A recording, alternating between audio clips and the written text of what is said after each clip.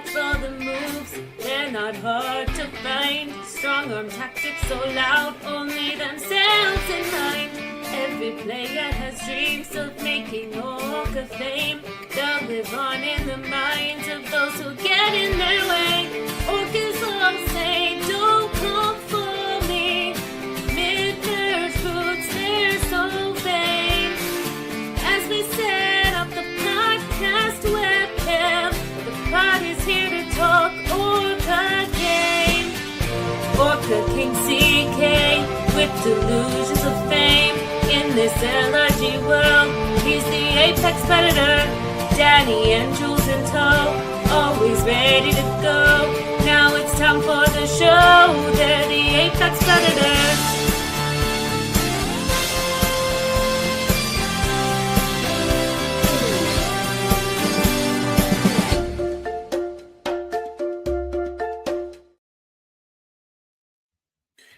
Hello and welcome to the final episode of our Uncharted Waters coverage. It is the episode that every single cast member waits for. They don't wait for their boot episode. They don't wait for some sort of intro package which demonstrates who they are as a real person. They wait to find out if they are going to be the ORCA of the season. And it's obviously not all the cast. Not all the cast dream of being ORCAs. Not all the cast know, they know that it's not for them. It would never happen for them. But for some hopeful few, this is their chance to be immortalized, not just in the LRG community, not just in life, but also in the starting sequence to our show. So anytime anybody watches it, their name is up in lights as an ORCA of their season. And tonight, to cap off our coverage, as we always do, we will be revealing who is the ORCA of Uncharted Waters. And it can be only one of 6 people, because as per the new rules that we determined halfway through this season, you have to have won a Brommy of the Week to be eligible to win the ORCA, to be the ORCA of the season. Brommy of the Week candidates are Nat, Hannah, Greg, Ash, Danny, and Jules. 6 of the 16 contestants are hopeful that this will be their night of nights. We will get into all of that at the end of this episode as we wrap up our coverage and determine the most important thing of all. But before we do that, before we get into that part of the show, we're going to bring in the OG, the host and creator of Melbourne Survivor, the member of the Australian Survivor Hall of Fame judging panel. Still don't know how she got that position. It's pretty cool, really. It's probably the coolest thing about Liz, in my opinion. And maybe that's because I'm lame. But I think it's pretty cool to talk about everything about Uncharted Waters production. Now, I should say, Liz is obviously the creator of Melbourne Survivor and was fantastic host on this season. There was more people involved in this production. I think, as people know, Ma Barboda had a significant role in the production. I asked her to be here today. I think that would have made a lot of sense given the role she had both in the organization and, of course, the editing, which were both fantastic. But Ma is getting married, this weekend. So she was unavailable. Look, I get it. You think probably could have made some time for the podcast, marriage podcast, about the same thing, right? But no, look, we get it. So we'll be just talking to Liz and getting the lowdown on everything she remembers from the season. Aston, we'll be watching you soon. Aston, officially revealed as a cast member of Canberra Survivor Season 4, which we start our coverage for next week. Live draft next week. Who am I going to draft? Maybe it'll be Aston. I was a big supporter of him, and I was telling the truth because I was shit-faced in that podcast, and people don't lie while they're drunk, and I love his support of the podcast, and here he is live. Hannah is a dark horse. We'll have to see what the Congress have voted for. But without further ado, because there's been plenty of ado in that opening, went for 5 minutes. I really can enjoy the sound of my own voice. 5 minutes of wonderful. All right, without further ado, let's bring her in. I'm going to add in a drum roll because she deserves it. Welcome, Liz.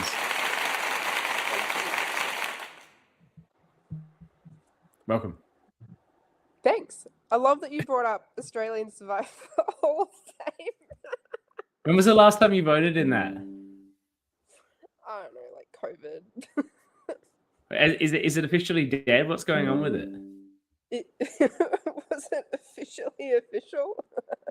Ah, I don't know. I haven't heard.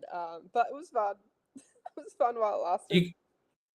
you wouldn't even be able to participate anymore because my understanding is David ruined Australian Survivor for you and you never watched it again as a player, not as a host. Yeah, but but I never really like fully watched the really early seasons of Australian Survivor anyway, so I don't know why I was there. What basis were you forming your decisions on who should be in the Hall of Fame? Based off whatever I could find on YouTube. The Wikipedia. Yeah. Who would you put in your really Hall of Fame? Picks. Maybe we should have an LRG Hall of Fame. I could do a whole series on that. Who would be in your? Did someone set one up? I don't think there's a Hall of Fame. I'm going to do a ranking. Oh, the ORCAs collapsed. That's bad omens. That was bad omens. Who would you rank while I fix my ORCA? I'm going to go away. I'm going to drop out. I'm going to leave you purely on camera by yourself. Dangerous times, but you are a host and you know what to do. And you tell me who you would put in your top 3 Melbourne Survivor Hall of Fame. Top 3 Melbourne Survivor Hall of Fame. I mean, I put Tara in number 1, but I got Danny. Yes. Oh, she's gone. That's sad. I mean, you said my name, so clearly I'm on the Mount Rushmore. Your top 3, obviously. Yeah. Now I have to commit. So inserting yourself into the program. That was very awkward of you, Danny. I don't think I should be in there. I agree with Tara though. No, I think Keegan should be in there as well. Just purely because of what he's done behind the scenes. Talking about behind the scenes, now, sometimes these things take a village, and I think you would agree, and if you don't agree, please say so, that this season had a large group of people contributing to its production. Yes, very much so. A big village. And would you say that was a positive thing or a negative thing?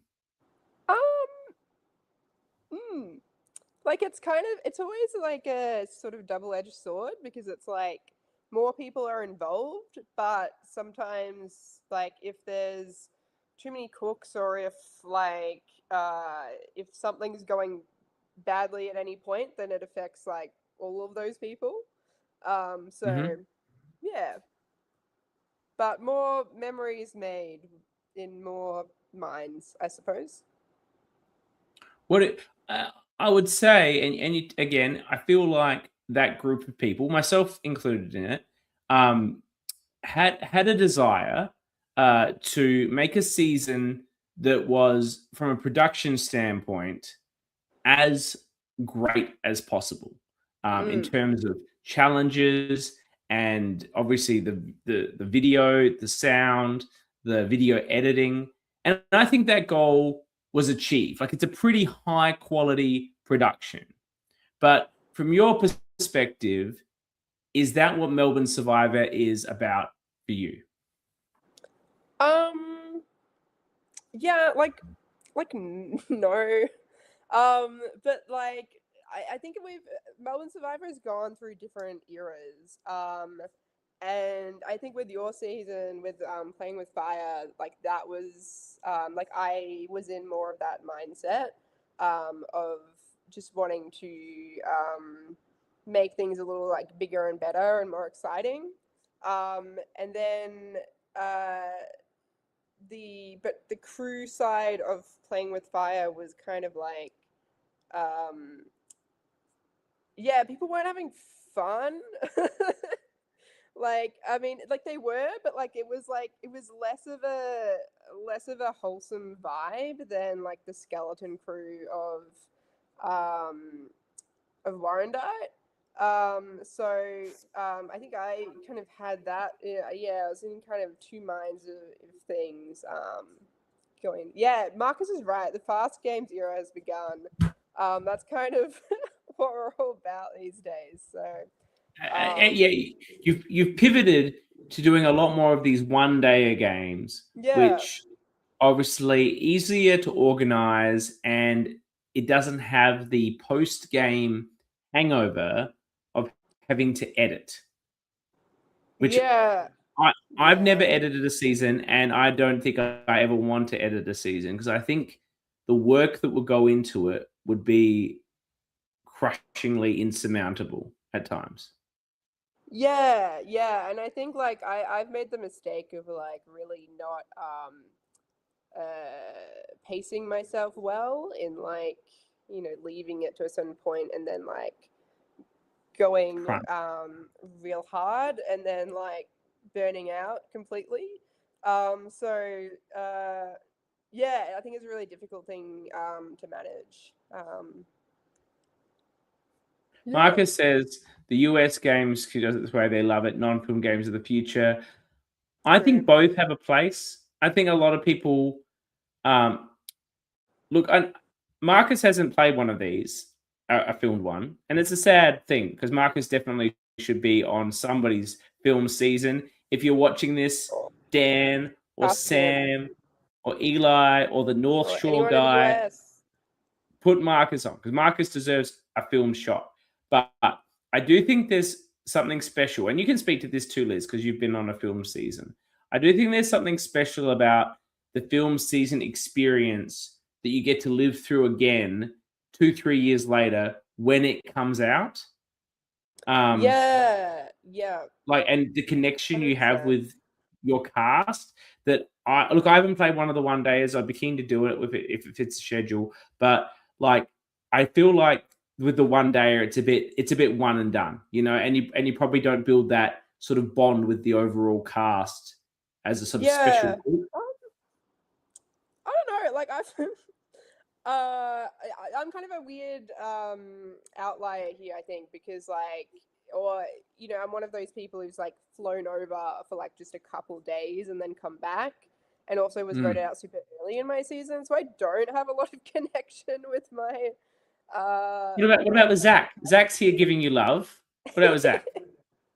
All right, yeah, we love Zach. Okay.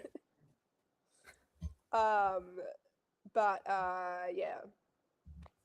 I think it's the challenge of you having played a Perth season. I think maybe if you had played, a Canberra or something, you might be a bit more connected with the people. Yeah, and I think I've just played so many non-filmed games that I don't know, they kind of yeah, I actually find that there's maybe like more room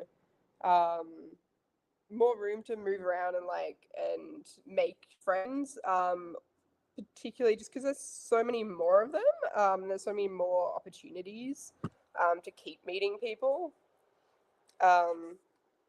Yeah. I'd like to But make I the see what you're point that saying about the filmed version of like yeah, and watching yourself back and like that experience, and like it teaching you about yourself. yeah, Yeah, it's something that's yeah. really valuable. Danny says the Sydney One cast, they're tight. It's only a day. It doesn't matter if it's 3 Yeah, days or true. 1 day. I'm saying the filmed season, which Marcus is sort of saying non-film gays of the future, but facts, Danny. But I think you're agreeing with me and Danny that, and he also says here, crew and cast get closer with no filming. I haven't done a non-film one, but I've been very close with the crew and cast of the ones that filmed, or the one that filmed me. And like So filming a season is so much fun. Like editing, but like filming it is filming it. fantastic. And when it eventually is produced, like think about let's talk about what we did you did for Uncharted Waters with this cinema premiere. And it was a sold out cinema to watch that episode. And people came back. people that had completely disengaged immediately after playing, like Xavier, or Yes. we got Hannah to appear on the podcast, even though she lives in Brisbane now. No one had heard from Hannah. Even Brady, who was her friend, hadn't heard from her. So, the release of the film version brings people back together. And I think personally, and look, this is just because I love seeing myself on camera, and I just assume everyone loves seeing themselves on camera, but maybe that's not true. But I think the film ones will always be special. The one days are great. They're great for building community, and you can do more of them, and more people can participate, and it's all fun. And as I said, I've got no aversion to it. And I definitely want to do one if it fits in when I'm in, or can be in Melbourne. But the nature of the film ones that you are a part of beginning in Australia, I think still has a really special place. Yeah, I'd agree with that 100%. Let's talk a bit about costuming. Now, somebody came up with the pirate theme that went into a lot of this, the tribe names, the Uncharted Waters name, the sword. Yeah, this guy. Was that you? But I didn't. But I didn't dress you. Who came up with the pirate costumes? Because they were great. I mean, I think it was me, but I feel like someone was encouraging me. I don't know if it was JP or like maybe it was a bunch of people who were just like, you should be piratey or something. And I did that sort Do you look of. back on that fondly, or do you look back on that as people making weird, dumb stuff? No, I enjoyed it. I had a good time. Yeah. No, I look back on that very fondly. I think it was Mars' idea that we should put makeup on you because you're like a presenter. I think do you wear much? myself. Oh, do you wear much makeup, or was that because you've never? Do you wear much makeup in your life? No, but that was. No, you're more of a natural. Like, maybe there was mascara. I don't know. There was nothing. And part of what was done from my memory was there were a lot of chefs in the kitchen, and everyone had their different bits. And part of it was so you could focus on hosting and focus on having good tribal councils. Now, I have to say, rewatching the episodes, these tribal councils were some of your finest moments as a host. Like, I think that they were really good. Like, you were absolutely nailing them with the right questions. And I know people were feeding you information about what was going on in the tribes, or what which was really helped. who was the vote between. Yeah, and it was absolutely like, I don't love tribal councils in LRGs in particular. I don't love them in Real Survivor generally. I didn't just zone out at that point because, it's normally between two people and it's pretty obvious. And unless George is getting up doing his ridiculous stuff, it's a bit by the numbers. And LRG ones are even worse. Like, I tune out of it even more than the challenges. But these tribal councils were really, really good. And I think it's because of the work the crew was doing, it feeding you in that information, but then the quality job you were doing of them taking that information and really getting the right answers and giving the right questions.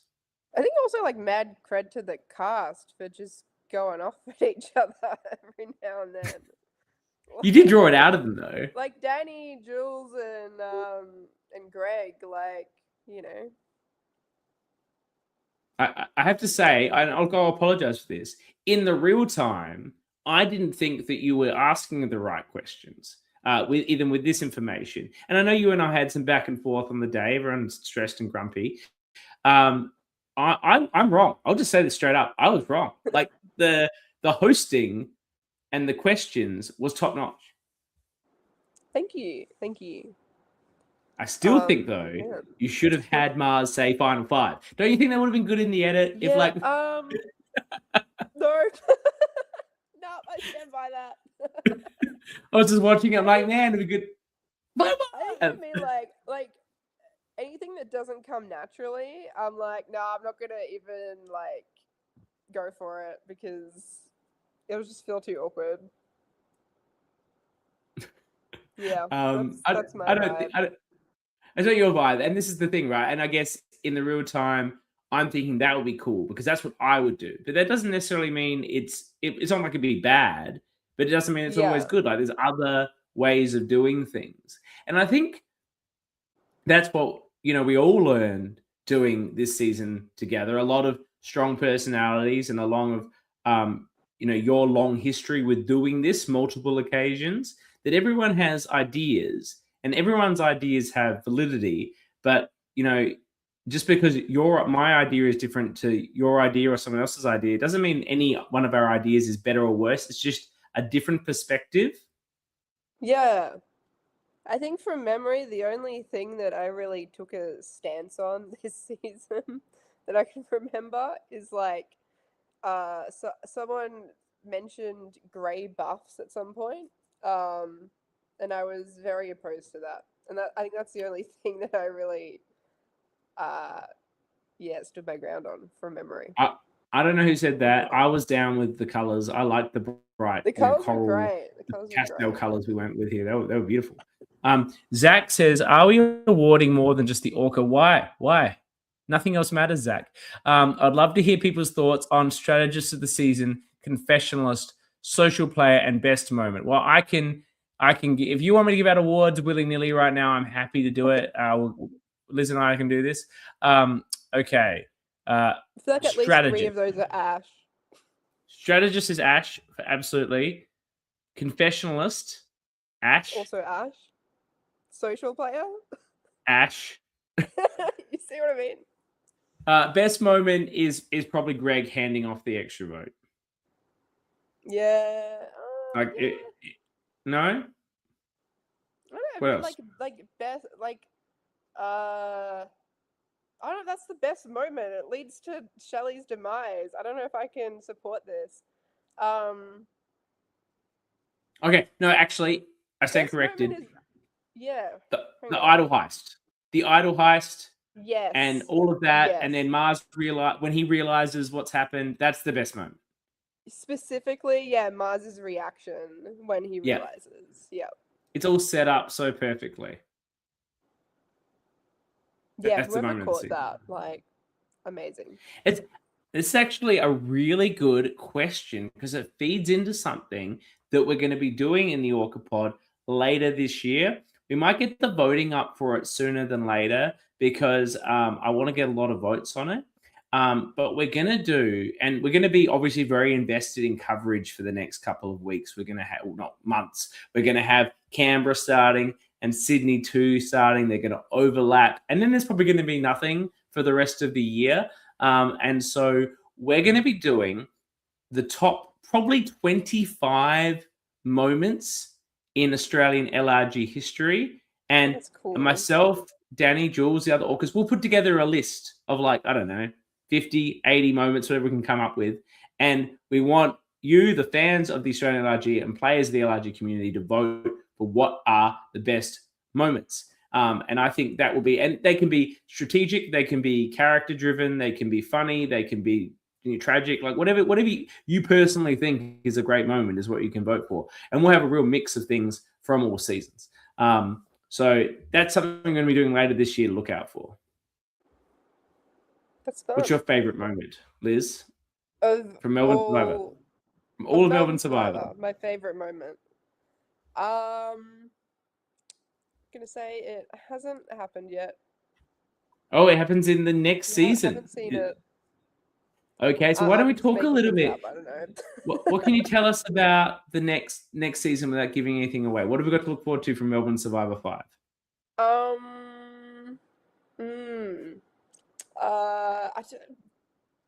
don't know. It's a long way away. So you want to reveal anything? No, I don't. But in terms of production, is it going to be another step on from the Uncharted Waters style, or is it going back more to your sort of OG roots of how you like to put things together? It's kind of I'd say it's kind of like fresh, in the sense of like, Melbourne 1 and Warrandyte were a skeleton crew, playing with fire and Uncharted Waters was a big crew. And then this is somewhere in between. It's kind of a sweet spot. It was quite it's like wholesome kind of vibe, I think. And it's kind of it's that. And it has a different a different like aesthetic feel. I'd say like how Warrandyte is kind of Warren dirt. It's kind of earthy, and then playing with fire. Obviously, you got all the fire everywhere. Every cuts to the fire, and then you've got the water, and this is kind of like a swamp vibe. Swamp. Yeah, Love it. that's Like the that. vibe of season 5. Yeah. Dirty and sticky. Is that it? Yeah, muddy. A little bit muddy. Muddy. And that's exciting. And I'm excited that you're bringing it back to its swampy roots, its dirty Warrandyte roots, to bring back that sort of guerrilla survivor that you're known for. I guess as a final point, Uncharted Waters is probably the least. It was a real team effort, and everyone had a role led by Mara, as I said at the start. And you were part of that team, but you probably didn't have the leadership and vision that you had in the prior seasons. Obviously, that's fine. It's produced something, and now you're going to go on and go back to what you were doing. But do you look back on this season now? Like, there was some turmoil here and there, and we don't need to go into all of that. But do you look back on it with a fondness or with a sort of a negativity overall? I look back with a fondness, actually, because despite like a lot of people did not have a good time that weekend, but like I had a good time. I think the cast did a good time. I actually do have fond memories. And also I just love the story of it. I think that's something that actually surprised me a little bit. But just like watching it all come together and like seeing the emotion and seeing the passion of the people playing. I think that was that was really cool. I think the cast had a great time. I had a great time, and I got to drive you in on a jet ski. Which, that was so much fun as well. There was a funny little moment out there because it was freezing out in the water, and like when I tried to get Liz onto the jet ski, she got pretty wet, and then was sitting out in the jet ski waiting to be told that it could start. And Liz is just like shaking, cold, freezing, and she's freezing there. I'm like, you can like hug. She's like sitting behind me on the jet ski, and I'm like, you can like hug me if you want, like if you need warmth. And you're like, no, I'm good. You're like, I'm good. No, and then 5 minutes later, like, I'm like, I need that hug now, please. That traditional survivor body warmth necessity. But it was super fast on that thing, and we hooned in. And that's a special moment that you and I always have out there on the ocean, and then hooning in on the jet ski, and then me just dropping you in the water. Like, that was a fun moment. That's good. That's good fun. Thank you so much, Liz, for everything that you. Of course, I had fun. That you've done. What am I talking about? I think everyone had fun. That like just because people got tense here and there, it's a stressful environment. It doesn't mean you're not having fun. So thank you for everything you've done for Melbourne Survivor, for the LRG community. I said you're an OG. You and Kyle, like without you guys, we wouldn't even have this community. You started it. You're still rolling with it. Many years on. We've got another season in the can, looking to come out hopefully sometime, maybe next year. Will be really exciting to see. Is that hopeful next year? Look, Look, sounds good to me. If anyone's got editing skills and they want to help Liz edit it, Marcus, get in the DMs. Because I know you were there, Marcus, and I know you thought it was a great season. So let's put it together. Because we're all excited for more LRG coverage. I'm not down with this. The way of the future is the non-filmed games. I'm all for the non-filmed games, but if people only do non-film games, what the fuck am I going to podcast about? You need to do film seasons for us to talk about. So somebody get in there and help Liz edit, or Liz can just do it. Either or. Let's edit season 5 of Melbourne and get it out so we can see what I hear. I know nothing about it. I'm not spoiled, but I hear it's a fantastic season in terms of gameplay and storyline, and you don't always get that in the LRG because of the tight time. So I won't that's all I know, but I'm not going to reveal anything because I can't, because that's what I know. But I'm excited. Liz, thank you so much for continuing to be a great part of this community and the leader of this community. As Aston says here, that we wouldn't be here without you, and I think Kyle, we should put there, without the two of you, none of us would be doing what we're doing right now. So thank you so much for that. Cheers. Thanks for that. Thanks for all that you do.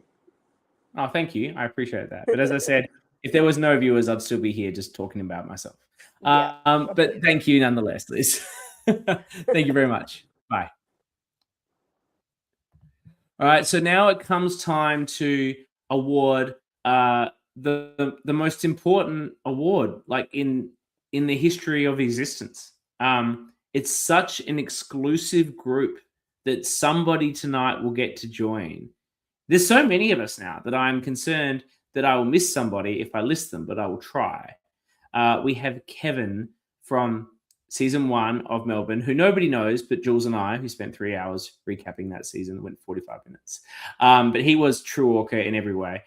We have Calvin, probably an OG ORCA in some ways. Played the game in an ORCA way before it was conceptually a thing. From Melbourne, we also have yours truly. And that came as no surprise to anyone, though I had very tough competition to win, I must say. A lot of ORCA people on my season. From Canberra, we have Matt, who complained about everything endlessly all the time. Though arguably the personal trainer, whose name I always forget, probably should have won it. In season 2, Jess got it simply because Stephen really wanted it on the ORCA pod, which is a great way to get it. We had Andrew, who was slam dunk, no question ORCA.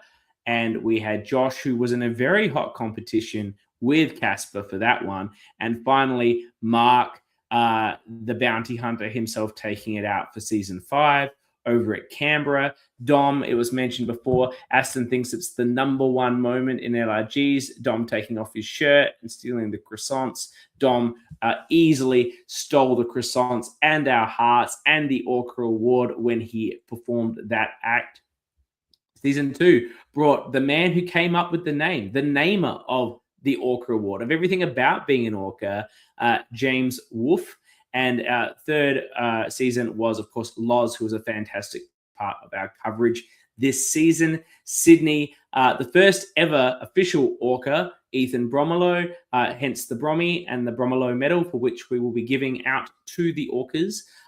And also Brisbane season 1 was Tyler, who was fantastic in her strong arming as well. If we... Yeah, I said Matt was backyard, didn't I? What did I say? Okay, so that is the group of people, the Congress of ORCAs, that one person will be delighting to join this evening. I'll go through the criteria of what makes people an ORCA and talk about who are the nominees. I do need to message one of the nominees because he was too good. Well, obviously it's one person. There's only one male nominee to join without a prompt, which is a little bit ORCA of him. So good on him. Okay, so there are 6 nominees based on the new criteria we built in today. And the basis on which they've been judged by the Congress of the ORCAs are the 3 absolute pinnacles. That's not a good word. Triumvirates of being an orca. It is demonstrating strong arm tactics. It is being loud and proud in your strategy, and it's demonstrating a consistent propensity for narcissism and focus on yourself. I'll go through 3 of the candidates that are not in the top 3 first. Those are Nat, who I think, had she had more time on the show, thank you, Danny, she might have, I think, worked her way into our orca hearts more. Loud and proud, absolutely. I think she would have tried to strong arm everyone into anything. I think the one thing that Nat isn't, despite being so loud and strong army, is she's not like very narcissistic. Like, she's not really into herself. She's quite a humble person, but she's just very big and very loud. So that probably would have hurt her. Hannah is another person damaged by the fact that she has a low episode count, but Hannah did the strong arming.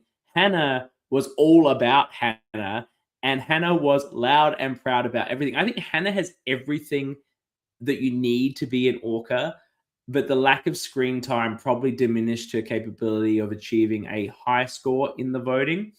And Ash, who only got Brommies sort of in the last part of the coverage, didn't quite get there. I think because, notwithstanding that Ash was loud and proud and strong-arming and narcissistic in the confessionals, which we adored as an audience, it was not what she was giving the players. It was not the game she played. And so it's hard to vote for that at criteria when you're only getting it in one part of the game, being the confessionals. You need to see that in the actual gameplay. So with that in mind, I'm going to bring in our top 3, which, you know, I don't know if anyone will be surprised, but I'll bring them in, and you're going to know who they are now because I've announced them all. That's not going to work. I'm just going to I'll just go with that. Without further ado, I'm going to just drum roll and bring them all in.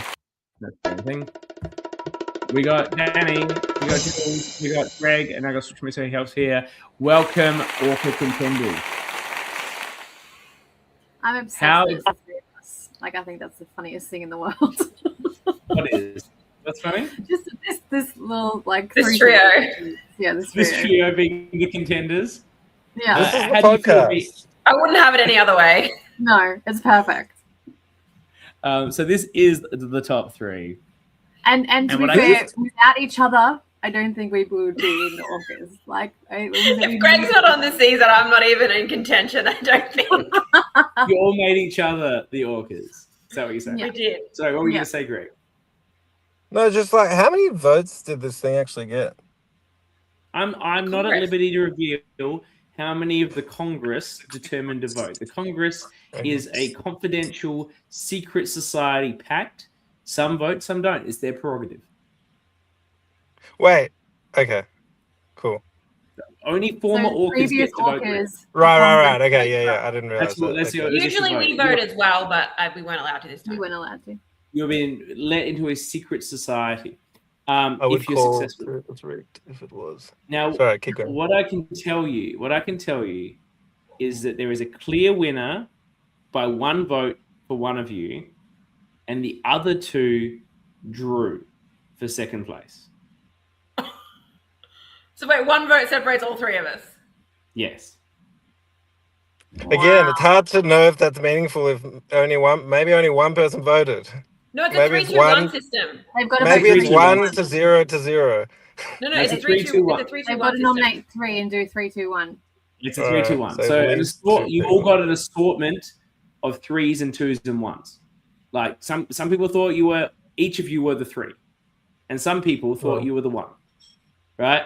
So it was a real assortment of votes. There were people that thought each of you should be the Orca of the season, but I can reveal that the winner of Orca of the season is Danny. Sorry, Julie. That makes it even better. Thank you.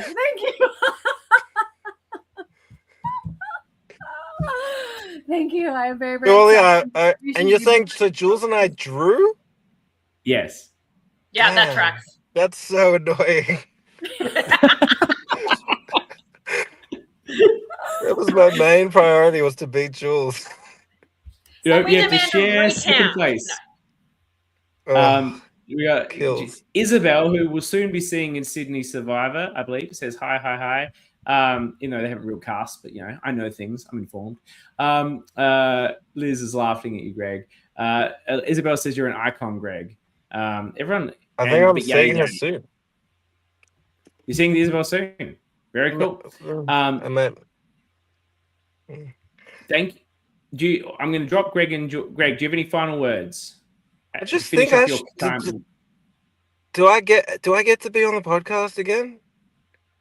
Oh, we can get you one time. Sure. We'll get you on. One time, okay. Your takes are good. You're the best interview we've ever had. That's We'll what get I'm you on saying. again. Don't. That's what I'm saying. All right, thanks, CK. Thanks, I Greg. love all you do. I love it all. Your We love you dedication too, Greg. is unmatched. Thank you. You're a star. Jules, do you have any final words? If I had to lose to someone, guess it was the right person here. Congratulations, Danny. Thank you, darling. Thank you, Love darling. And how do you feel, Danny, to have joined this illustrious Congress officially? You've been an honorary ORCA for so long. Yeah, I'm so excited to have an official ORCA title to go in the Congress at the beginning. I'm going to appear so many more times in this intro. It's fantastic. I have to redo the intro a little bit, to be honest. You do. I have to update You've got to it. have my stuff. You've got to add me to the Congress. I've got Jules Snuff. Thank you to everyone who voted for me. I'm shocked at how close that was. I did definitely think the three of us would be the top three, being that we were in the game the most. And without each other, we wouldn't have been ORCAs. So thank you. Congratulations, Danny. Just hang around for a moment. Next week. You just saw me, Jules, and Danny, and we will be back next week doing a draft for Canberra Survivor. And I know there's another podcast you can watch for Canberra Survivor. You can watch the On Brand podcast if you like, but they can't say controversial shit because they're an official program. Whereas we can get into all the weeds about what we think. We can just show up drunk to podcast, you know? It's all unpredictable in what we can do. So join us next Wednesday as Danny and Jules and I draft players and determine who will be the People's Champion to potentially get me out to Canberra again, Jesus, to pay 1,000 wing wangs at the Canberra Drinks. Also, big announcement. Big announcement. The ORCA Drinks are heading to Melbourne at some point. May, April, date to be confirmed. And we will do, because one thing Melbourne is famous for, but did not achieve in this season, is its live reunion. There's live reunions of Melbourne effectively for every season. And they're on YouTube in the live bit of Melbourne Survivor, if you look.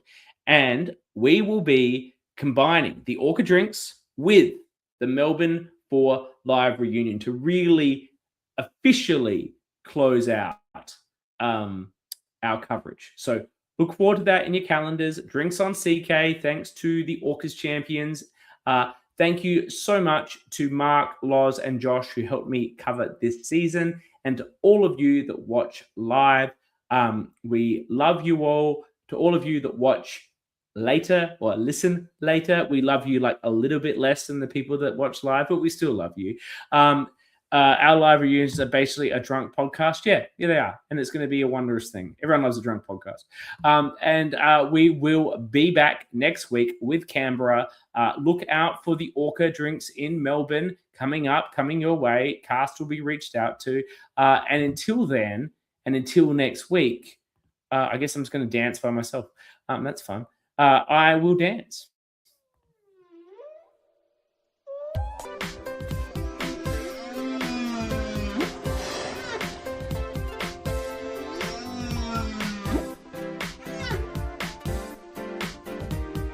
Bye.